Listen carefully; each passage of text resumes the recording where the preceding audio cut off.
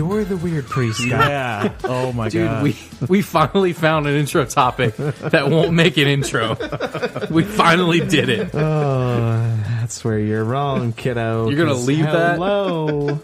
It's Wednesday, November the 14th, and welcome to episode 18 of Bliss Point, a podcast and website serving up music discussion, news, show and album reviews, and more. My name is Jordan Kaufman, and I am joined by my lovely co-hosts Billy Gatewood. Hi.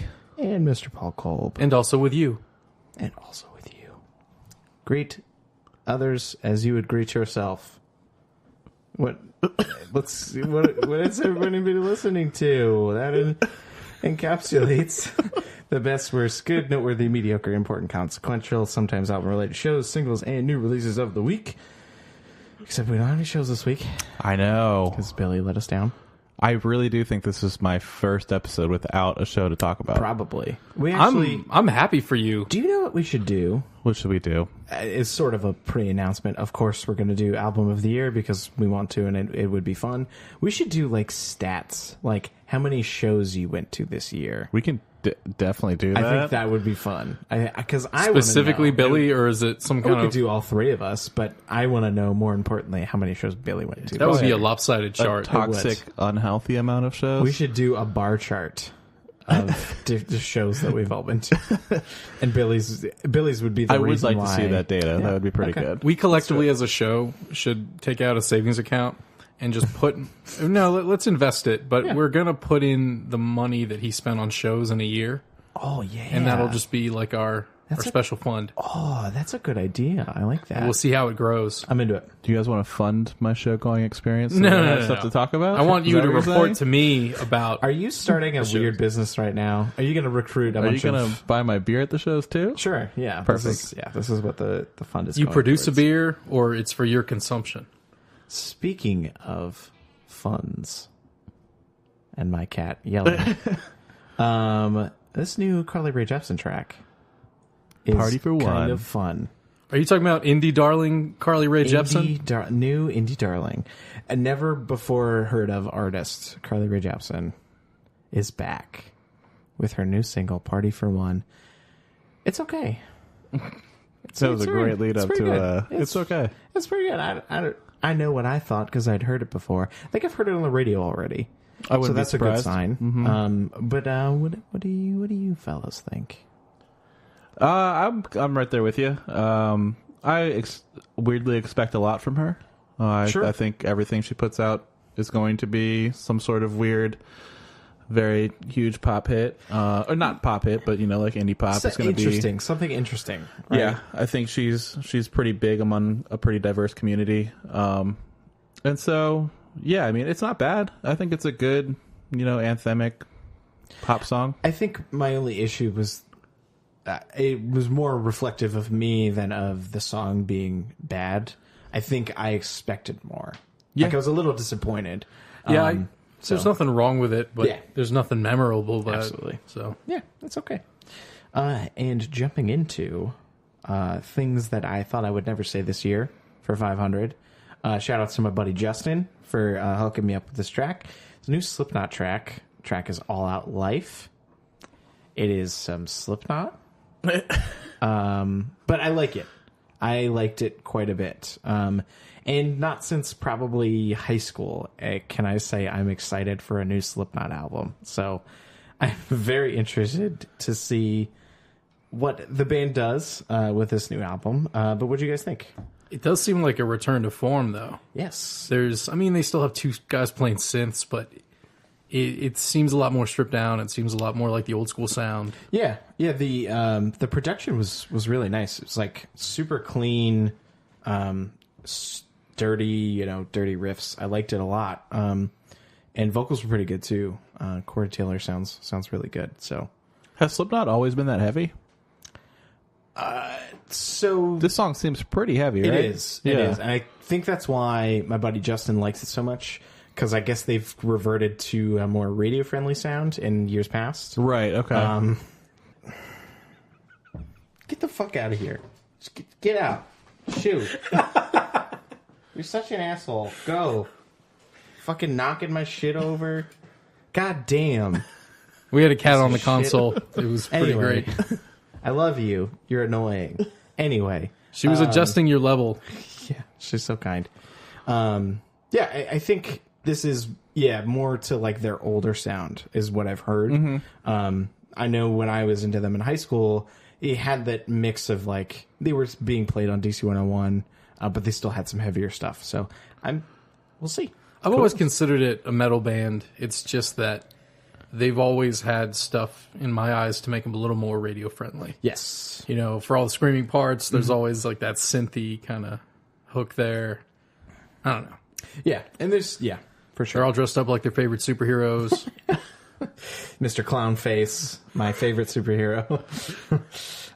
This next track, Andrew Bird, Bloodless, Mr. Whistle himself. Look at that. As Billy pointed out. I love this track. I've been an Andrew Bird fan forever, so I may not be unbiased. I didn't sense that... I know, Paul, you like him quite a bit. I like him in general. Yeah. This track's a little bit different for him. A little more normal. But, I mean, he's a master of melody. The way all the parts are layered is really nice. Yeah. I'm not saying I would necessarily reach for this one regularly, though. Okay. But... Yeah, I think it's very different for what I'm used to with him. Like, it seems very stripped back, and there really wasn't violin until about halfway through the track, which is interesting for me. Well, there's that staccato-y thing going on, Yeah, like plucking, but like not the singing melodies. Yeah, exactly. So I'm very looking forward to his next stuff. And speaking of things that I'm looking forward to, though I gather I may have been the only one hot on this track, new Earl Sweatshirt song is Nowhere to Go. What'd you guys think? It's not that good. God damn it. I want to like it very badly. I feel like it'll grow on me, maybe. It is very weird. I will give you that. It could have been very good. The like experimental weird beat is I like the cool. beat a lot. I think his verse is probably not the best. That's what it is. Yeah. I think I need to go back and listen to it and focus on the instrumentals because Sure. I just was expecting something different out of the verse. Yeah, that's fair. And it's only one long verse. It's not really a song or anything it's either. 2 minutes. Not even. No It's variation or whatnot in his very, verse. very true. But I'm excited to see kind of where he goes. We were talking about the same thing with Tyler, and we don't have to always relate the two because they have very different styles. But since they kind of come from the they same run in place, they run in the same circles. it's almost like watching a child star grow up before our eyes. His voice literally sounds different on this album. Yeah, it does. It does. He has so much to talk about, especially with the year that he's had. I mean, he posted this track and was like, "Hey, thanks for bearing with me. Like, I've had a rough year. I think his dad passed away this year, and he's just been kind of out of the media. I knew he was good friends with Mac Miller, so that was probably a big thing for him. Yeah, and lyrically it was good. I just didn't find anything behind his super delivery. compelling? Sure. Okay. Yeah, that's fair. Continuing with things that I'm very excited for. This one, I don't know if it's attached to an album, but I'm going to research some more as soon as we're done. But Kelsey Lu, the track is called Due West. And Billy, you had possibly heard this one before? Yeah, so I really, really like this song. The instrumentation, the beat is very good. And her vocals just layer perfectly on top of it. She's got some great vocal hooks to it. And where I recognized that I had saw it from was it's actually a produced by Skrillex song, which he posted, a couple days ago. And it's just very different from what you would expect from him. Absolutely. And I don't want him to take away from what she does on the track because it's her track and she's great on it. Mm-hmm. It's super different for him. Yeah. Do you know if he's doing like this, if he does a lot of writing jobs now? Yeah, so I think what he's been focusing on is kind of helping others or writing with others, should I say, and doing some different things. And I think he's getting ready to come out with a lot more stuff. Cool. So this is a good insight maybe into what he's been working on. Yeah, I mean, it's whatever she had to do with the track is awesome. Like, vocals are super impressive. I think she's got really good control. Yeah. And just an awesome performance all around. Really cool instrumentals, too. Completely agree. Mighty powerful eyebrows as well. Yes. This next track, Billy is an old fan for sure. Yeah. As Cities Burn, track is 2020. And as a longtime fan, what do you think? So, first thing I noticed when I listened to it is that the old vocalist is back. Okay. So, when they first started out, it was two brothers. One did clean vocals, one did screaming vocals. The brother that did screaming vocals left for a bit. So, first thing I noticed was that he was back, and it was cool to hear them together again. Wasn't overly thrilled with the song, unfortunately. I've always found them to be very lyrically strong. Sure. This song lacks in that department, and lyrically forward and loud, which this, again, it's like the vocals are really buried in the instrumentation. It's got like a fuzzy filter kind Yeah. of on the whole thing, which I enjoyed. Like, I think the main instrumental tones are cool. Yeah. And very heavy without being too aggressively heavy, Right. if that makes any sense. But yeah, definitely. And traditionally, they've been like pretty heavy. They have really good dynamic, but they've been heavy and technical, and this just didn't have that for me. So I'm interested to see what they're doing. I believe they're coming out with a new album. This could just be like maybe not even on the album, maybe, I don't know. Right? Yeah, you knows? never know. So yeah, I'm interested to see where they're going. Yeah, for sure. And this last one, band is Yakul. The track is Bad Karma. Very super tight instrumentally, like, cool neo soul track. And Mr. Paul, you liked it quite a bit, yeah? Loving that White Soul. Yeah. I'd never heard of them, but Neither you were actually reminding me of another artist that kind of has a similar vibe. What was that? Hiatus Coyote. Yeah. Yes. Instrumentally kind of the same band. With a male vocalist. Yes. But I like this track quite a bit. I thought it was really interesting. Instrumentally, it was really cool. Had some cool synths and, Yeah, and I'm all about that bass. Like, Absolutely. there was plenty there to intrigue me enough to go check it out when the whole thing drops. Yeah, I'm very much looking forward to what they do. And let's jump into some shout-outs. First up, I have it's not new, but Fleet Foxes released kind of a B-sides demos kind of collection. It's called First Collection 2006-2009. It has their first record, their first EP, some B-sides, and then an unreleased EP, kind of all in one package. And I wanted to just shout it out, just because of how gigantic they are now. It was really interesting to see their progression from super small kind of indie folk band to this gigantic thing that they are now. And it's interesting because though they're one of my favorite bands now, had I listened to that first EP when it first came out, I don't know that I'd be into the band because they're totally different. It's very interesting. And they put some demos on there that just really shows you how talented the band are, because of how clean the demos are. It is neat. Next one is Universal Beings by Makaya McCraven. Gigantic 1.5 hour long jazz album that I love a lot of. Really interesting instrumentation and just really good groove and feel to the whole thing. It's a little long, but it's definitely should be enjoyed. And Mr. Paul, you have a shout out. Oh yeah, so Laura, well, I'll just jump into it. Laura Jane Grace and the Devouring Mothers released a new album called Brought to Rot. And I'm actually not as familiar with them. This is my first time jumping in. I think you guys know some of the members from the Social Distortion days, things like that. But I have to say, really liked it. I felt like the first half of the album was very strong, but kind of drops off at the end. Sure. I feel like folks who listen to us hear me say that a lot, but it's very true here.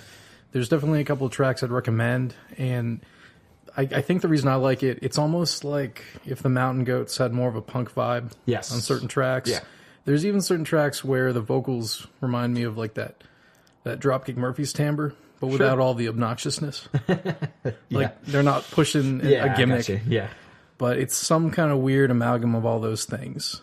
I'd recommend probably the Airplane Song, Reality Bites, and Amsterdam Hotel Room. And probably Against Me, Social Distortion would be... I mean, for obvious reasons. Yeah. If you like those things, you should check it out. Yeah, absolutely. I look forward to checking it out. I definitely... It wasn't on streaming services on Friday, so I'm probably going to check it out. So here's your problem. You prepared ahead of time like a professional. I know. It's, such a burden.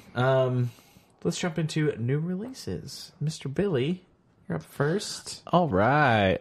Tell us what you got there. Yeah, so my new release is Retrofuturism by VHS Collection. Fucking course. Okay, so it's not... It is not what I expected. It's not it's not the 80s synth wave that I always go with. It's more of a new wave synth pop, yes, but a lot of live instrumentation is more dominant than the synth. I think I did not hear a ton of like there are some tracks where that genre kind of is at the forefront, but it doesn't seem like the whole thing is. Yeah, and so it's a very diverse album as well. It's hard to say what you're going to get track to track, which is one thing I like about it, but it's also one of the weaknesses of it. The album starts out super strong. Starts out with this song called One, which is probably one of my favorite songs of the year. And it's just a complete banger. Kind of turns it around on track 2 with a song called I Can't Stand It. Kind of slows it down a little bit more darker and haunting, but really good. And there's a track called Signs, I think track 4. And it's just a really, really well-written song with just like a perfect chorus hook. Vocally just nails it as far as like melody and songwriting goes. Sure. There's an acoustic track on the album, which is, it's a good song, but it doesn't necessarily fit. Right. And so, it loses me at some places, but I do like that they've tried a couple different things. It's their debut album. I'm hoping that they... crazy. Yeah, so I'm hoping that they kind of figure out where they want to go. Maybe stick with something a little bit more solid. But overall, I was a fan of it. I was really looking forward to it. I don't think I was completely disappointed with it either. It was, something I'm still listening to. It's pretty good. I read their bio just because I had never heard of the band before. And found out that they've been together for quite a while. And namely featured on like Shameless and a bunch of other TV shows. And it actually kind of clicked for me that the album kind of feels like they're selling these songs. And not in a cynical way, but in a like standalone, these tracks we kind of want, we've envisioned a place for them being in a TV show or something. Fair, yeah. And I think that makes more sense than a cohesive album front to back. Yeah, absolutely. You can only sell out if they want to buy what you're selling, youngster. It's true. It's very true. But I'm with you. I think I liked One a lot. Right. And kind of from there, my interest waned a little bit more each track down. Yeah. I think like halfway through, I was like, it's not for me. But the One is really good. I liked One a lot. Yeah, and I was really hoping they would stick with that kind of sound. It just felt the most different. Yeah. Especially for what I was expecting going in, and then hearing One, I was like, oh shit, like this may be totally different. So yeah, right. So I'm hoping we'll see what they do next. But if they stick with their strong stuff, they could do a lot. They could do a lot of good stuff. It's a debut. Like, I can only count for the first quarter of the album because I don't love you that much. But it really, even though it's not for me, it struck me as an improvement on what I think of as that typical 80s synth, like new wave sound. Yes, it's sort of like where they evolved that a little bit, and I like the direction it's heading. Yeah, and I don't want people to think that it's the typical like 80s synthwave that I always talk about. You recommend the same music every week, which I do. I am guilty of that. But it is unique, and it does have a lot of diverse elements to it. So I think it's worth checking out. Again, my favorite tracks are One, I Can't Stand It, I Can't Stand It, and Signs. Related artists are Future Generations, Mating Ritual, and Courtship. And that's Retrofuturism by VHS Collection. Nice. Paul, do you wanna talk about? Do you want to talk about the young Vince Staples? young Vinny Stapes? I have to. Yeah, you do. So this album didn't hit as hard as I would like it to, but there's definitely some really good tracks on it. Absolutely. I think some of the space was taken up with skits, and like some of the features are done in a little bit of a clever way, kind of like these little interludes. Yeah. There's a pretty interesting showing from Earl Sweatshirt. Yeah. There's also some Tyga on there, which is unnecessary. Yeah. But that's opinion. Mm-hmm. But I will say it's at least worth checking out just for Feels Like Summer and Outside. You could make an argument for No Bleeding, but Do you like Tweakin'? it's okay. I didn't really like it too much. I love Tweakin'. Yeah. But I'm with you. Feels Like Summer is like, I think, one of his best, like, up and down, like, hook versus everything is one of the best complete tracks he's had. Yeah, I mean, if nothing else, check out those tracks. Mm-hmm. If that seems like your thing, the album can be found by searching FM ! Mr. Vinny Stapes. Okay. My album, my new release for this week, is Fetti by Curren, Freddie, Gibbs, and the Alchemist. Ooh. And similar kind of track length to FM. It's like 25, 30 minutes. 10 tracks or so. Each song is maybe 2.5, 3 minutes long. Super short, really punchy, and great hooks. Obviously, excellent production coming from the Alchemist. Really neat, kind of low key, old school soul beats. And the opener is just very different for the Alchemist. It kind of has these like weird chanting vocals in the background, and just hits really hard. And Freddie Gibbs sells this whole project. I mean, it really could just be a Freddie Gibbs project. Currency is just kind of sometimes there. I mean, he only has maybe 3 verses on the whole thing. So interesting choice, him being on it, but definitely just throw it on. I mean, it's not even that much of a commitment. It's, 25, 30 minutes. It's excellent. And not really that much bad here either. There's a couple tracks where Freddie Gibbs sings, and he is definitely not a singer. So definitely avoid those, or not avoid those, but just try to get through his singing. It's not terrible. It's just not the best. He's better when he's fucking spitting a verse. Just smile and nod politely through that track. Exactly. Good job, Mr. Gibbs. I'm very proud of you. Good job for trying. Favorite tracks: Location Remote, Bundy and Sincere, and Saturday Night Special. Related artists: Rock Marciano, Danny Brown, and Pusha T. Ooh. And that was Fetti by Curren, Freddie Gibbs, and The Alchemist. And my favorite segment of the week, maybe yours, maybe ours, maybe somebody's, Album of the Week. And Billy.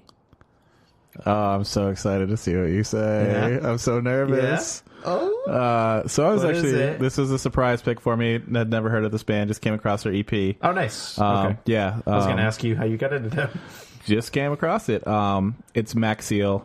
The album, EP is Map It Out. Okay. So basically, your typical Long Island fourth wave emo staple. Fucking, we're on the fourth wave now? Yeah, you didn't know Now we're on a genre I don't understand. Riddle me this, Batman. Does the wave increment itself every year? Because I feel like we were on the third wave like maybe 6 months ago. No. Come on now. Modern baseball started fourth wave. Where have you been? Where have you been? I thought modern baseball was third wave. Oh, What's gosh. third wave? I don't know. Where's American football? I thought we went from first. I thought we went from first wave to fourth wave. I didn't know there was a 2 and 3. I don't know. Why use numbers, I'm kidding. Billy? I'm kidding. I don't know. Anyway, is it just like the weird high school prank where they painted one pig 1 and the other one 3, so they think there's so they 2? think there's another one, right? Okay. Exactly. So that's probably what it is. There's not. That's way actually funnier than greasing 2 and it up. 3 waves. Amateurs. It's just there's some asshole wearing a first wave emo shirt and another asshole wearing a fourth wave emo shirt. Right, And when I it's was all like, just "Where's 2 emo and 3?" music. Yeah, okay, yeah. Yeah. Yeah, it doesn't make any fucking because sense. there's no difference really Anyway. at all. We But just yeah. debunked a subgenre. Yeah. Good work, guys. We did it. So it's a quick little 4-track EP that I was super into. They have really, really tight playing. Their guitar work is really great. They seem like they came from kind of like a math rock background, and I haven't listened to their can old see. EP, but I could imagine it being a little bit more mathy. But they've toned it down, which I enjoy. Still Yeah. do come some cool little licks and like time signatures, but it's pretty straightforward too. Vocals are really good. Kind of got like a, I don't know, do you hear like a little Pine Grove-y type vibe on the A little bit. vocals? Yeah, or like a it's- modern baseball type vibe? It's not as I think the vocals are cleaner than both Pine Grove and Modern Baseball. Fair. I think it's a little less whiny. Fair. Which I can get behind. I mean, I do love Pine Grove's vocals, but I think the vocals here are actually way better than I expected. Yeah. For sure. So yeah, it's 4 really well written songs. It's really well produced. I'm glad they stuck to just this short little EP instead of trying to go for a full length that maybe they had some, songs that hit and miss. Like this is just 4 good tracks.